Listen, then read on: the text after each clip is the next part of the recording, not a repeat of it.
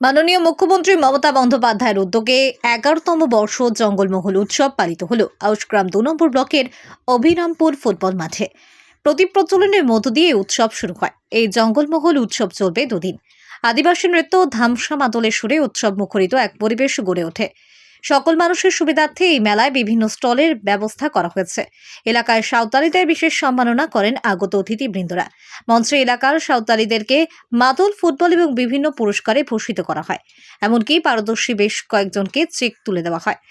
তাদেরকে মনোরঞ্জন দেওয়ার জন্য সাংস্কৃতিক অনুষ্ঠানের আয়োজন করা হয়। এই দুদিনে থাকবে সাঁওতালি নৃত্য, হাড়ি খোঁজা অনুষ্ঠান সহ সাংস্কৃতিক অনুষ্ঠান। উক্ত অনুষ্ঠানে উপস্থিত ছিলেন পূর্ব বর্ধমান জেলা পরিষদের সভাধিপতি শ্যামাপ্রসন্ন লোহার, জেলা তথ্য আধিকারিক রামশঙ্কর মণ্ডল, আউশগ্রাম 2 নম্বর ব্লকের ভিডিও চিন্ময় দাস, আউশগ্রাম 2 নম্বর পঞ্চায়েত সমিতির সভাপতি মমতা বারোই, সমাজসেবক শেখ আব্দুল লালন প্রমুখ। উক্ত অনুষ্ঠানে জঙ্গলমহল এলাকার আদিবাসীরা যোগদান করেন।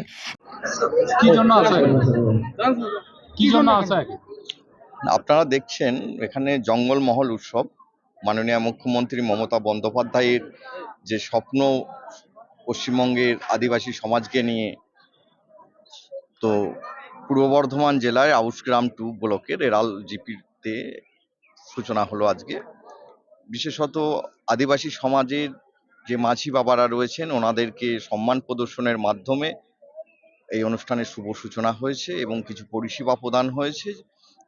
কৃষি দপ্তর থেকে শুরু করে আপনার প্রাণী সম্পদ দপ্তর থেকে শুরু করে যুব দপ্তর থেকে শুরু করে বেশ কিছু পরিষেবা প্রদান করা হলো এবং কিছু অনুষ্ঠানের আয়োজন রয়েছে এবং দুদিন ধরে সেটা চলবে অনুষ্ঠান। আউশগ্রাম তো এমনি আদিবাসী অধ্যুষিত এরিয়া এবং পশ্চিমাঞ্চল উন্নয়নের যে পোর্শন সেটা আউশগ্রামটা ইনক্লুডেড সেখানে। আমরা এসআই শুনানিতে বারবার দেখেছি কি বেশ কিছু আদিবাসী শুনানি কেন্দ্রে ডাকা হচ্ছে, তাদের বয়সও কাউরি 52 বছর, কাউরি 75 বছর। আমরা রয়েছি, যেগুলো স্পেসিফিক কেস রয়েছে আমাদের জেলা প্রশাসন এবং প্রত্যেকে এবং আমাদের বিভিন্ন যারা জনপ্রতিনিধি রয়েছে প্রত্যেকে সজাগভাবে রয়েছে, মানুষের পাশে রয়েছে এবং তাদের প্রয়োজনীয় যে নথির প্রয়োজন হচ্ছে আমরা সর্বতোভাবে সেগুলো জোগাড় করে দেওয়ার এবং পাশে থাকার চেষ্টা করছি। আমরা এই জঙ্গলমহল উৎসবে মানুষ কত উপকৃত হবে বলে মনে করছেন? অবশ্যই উপকৃত হবে। দেখুন এখানে শুধু উৎসব নয়, সঙ্গে অনেক স্টল রয়েছে। দেখুন এই স্টলগুলোতে গিয়ে সরকারি আধিকারিকরা বসে রয়েছেন। আমি একটু আগে যেটা বলছিলাম, আগে তপশিলি আদিবাসী সমাজের মানুষজন সরকারি অফিসে ঢুকতে ভয় পেত, তো এখন দেখুন সরকারি অফিসাররা স্টল করে বসে রয়েছে। তাদের বিভিন্ন প্রয়োজনীয় বিষয় সম্বন্ধে, তথ্য সম্বন্ধে তারা জানতে পারবেন এবং তাদের কোনো সুবিধা অসুবিধা হলে সেখানেও এখানে পরিষেবা বলুন বা যুক্তি পরামর্শ বলুন সেটা এখানে পেতে পারবে। আজকে জেলা লেভেলে জঙ্গলমহল উৎসব গতবার যেমন এখানে হয়েছিল, এবারেও আউশগ্রাম 2 ব্লক নির্বাচিত হয়েছে। সেই উপলক্ষে আজকের অনুষ্ঠানের আয়োজন আজ এবং আগামীকাল 2 দিন ব্যাপী চলবে। কি কি কর্মসূচি আছে এর মধ্যে?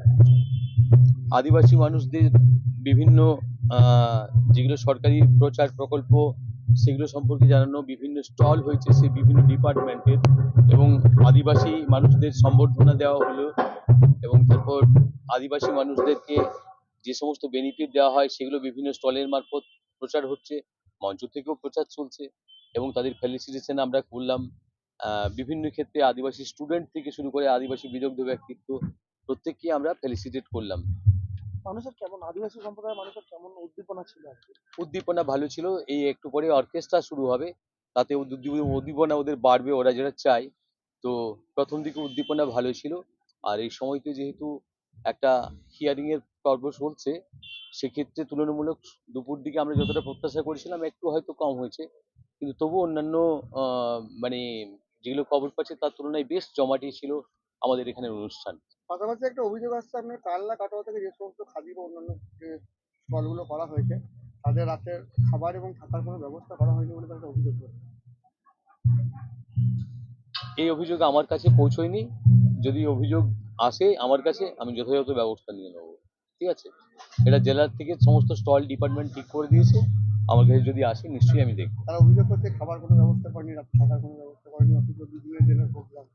জেলা লেভেলে কোনো ইনস্ট্রাকশন ছিল না। ঠিক আছে, যদি এরকম ব্যবস্থা হয় আমি ব্যবস্থা করে দেবো, কোনো চিন্তা বা অসুবিধা তাদের হবে না। নিজাম আলমের রিপোর্ট, সকলের জন্য নিউজ।